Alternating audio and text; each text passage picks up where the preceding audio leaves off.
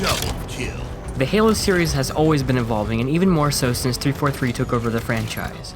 There has been some great highs and terrible lows since then, and because the Xbox isn't top console anymore, I figured there might be some who may not have had the opportunity to try the newest edition of the Halo series. So how was Halo 5? I'm Fox from the Halo Frontier, and this is 5 things that Halo 5 got right.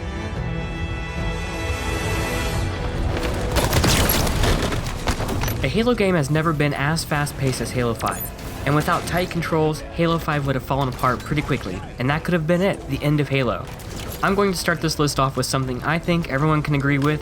If you have played Halo 5, you know how great it feels to play as a Spartan. 343 Industries added something called Spartan abilities, which essentially is basic movement control. There is Sprint, which allows you to travel long distances, a hilarious ability called Ground Pound, aka Death from Above. There's also Stabilizers. This allows for the kill shot when the enemy is on the move or behind cover. Also, Thrusters, which when used properly can help you get out of tough combat situations. Halo 5 introduced a new ability called Clamber, where your Spartan can climb over objects that you can't jump over. And lastly, Spartan Charge, which can be activated at peak sprint, and your Spartan shoulder charges the enemy. I mention these abilities because they are all so well tuned, and exactly what Halo needs to be progressing into modern shooters, but also, they're just fun. All the abilities have a high risk and high reward to them, which I love. These new Spartan abilities are fantastic, they are engaging, and they can alter your entire playstyle. Just like Assassinations, I hope 343 keeps all of these abilities for future games because they really add some great depth to the Halo sandbox. Under fire from enemy monsters! Halo 5 will go down in history not just because of its tight controls and the addition of the Spartan abilities, but also because of a new game type called Warzone. Essentially, it's this big team battle 12 on 12 red versus blue that incorporates territories and King of the Hill type gameplay mixed with some enemy AI bosses and burn cards. The bread and butter to Warzone is something called Rex, and while at first it's a bit confusing, essentially it's just burn cards. Some of the Rex that you can earn are highly modified variations of weapons and vehicles featured in the Halo 5 sandbox. Depending on how well you and your team is doing, go ahead and call in a tank, or a Banshee, or the modified shotgun that turns your enemies into Promethean digital goodness. There is a lot going on in this game type, which is why it's impressive. You can tell that a lot of love and care has gone into the creation of this mode. Warzone is a game type that caters to many different playstyles. Do you like outright killing other players? Go for it. Do you like base defense and holding down the fort? Well, go ahead.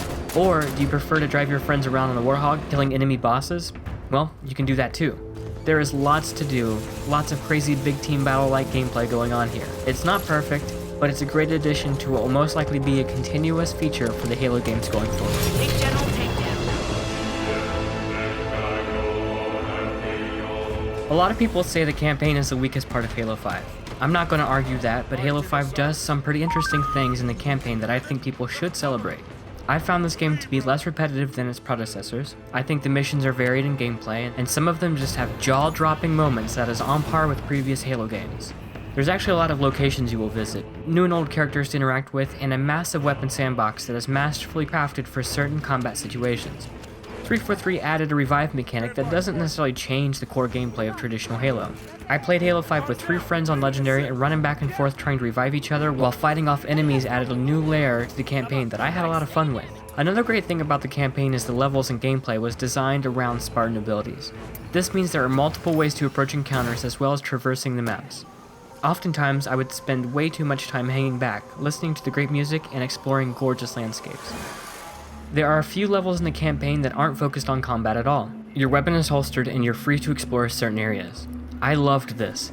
These quiet missions are easy to get through, and essentially it's up to you if you want to explore anything at all. This kind of gameplay allows the player to interact with AI in a way that hasn't been done in a Halo game before. Right now, some Halo fans think the exploratory levels weren't all that great, but I think it has potential.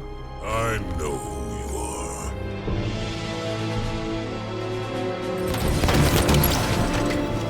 Double kill. Halo 4 had a lot of shortcomings, but actually I found the weapon balance to be almost perfect. So I'm glad to see 343 stick with their guns and give Halo 5 the best weapon balance in a Halo game to date. Don't let anyone fool you. Every weapon in this game has a purpose. Every weapon can be lethal. Halo 5 features a multitude of weapons, some old favorites and some new standouts. The best part is all these weapons feel different, and by the way, they look and sound amazing. Perfect. Using a weapon in Halo 5 is very situational. For example, the 3 different snipers in the game have pros and cons for using them, and it's up to the player to decide when it's the right time to grab one. The different weapon classes like automatics, shotguns, and long range have multiple weapons to choose from, and they all have pros and cons as well. This is the kind of weapon balance you should expect in a shooter. I've played many other first-person shooters, and hardly any of them come close to the finely tuned weapon balance that is in Halo 5.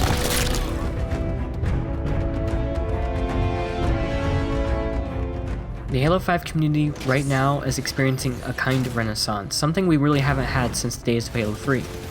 The newly designed and expertly crafted Forge in Halo 5 is something to behold, and for those who are Forgers, the community thanks you. Forge in Halo 5 is the best Forge yet. Its power has brought customs back from the grave, and the community is more alive now than ever. Now there is some criticism that the Forge maps have a very bland look that seems to lack textures. This is a fair complaint, but I think there's an idea behind this. The Forge is a blank canvas given to us to craft into anything we want. I've seen some Forge levels that create atmosphere and they felt very moody. These levels shine because the Forger is able to create that feeling. I'm not a Forger myself, so I'm kind of selling this feature short, but I fully appreciate the power of Forge and give props to the community Forgers and 343.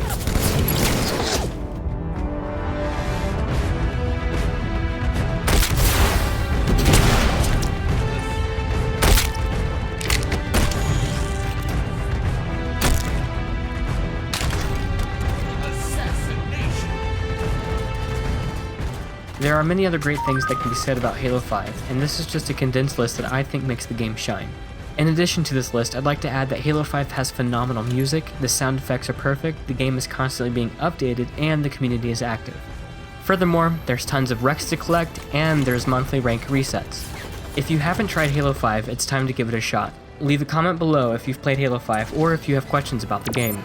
I'll gladly answer any questions you may have if you're on the fence about playing it. Remember, these are just my top 5. If you've played Halo 5, what are your favorite aspects? The Halo Frontier thanks you for watching, and if you liked this video, please subscribe to the channel. And until next time, I'll see you on the Frontier.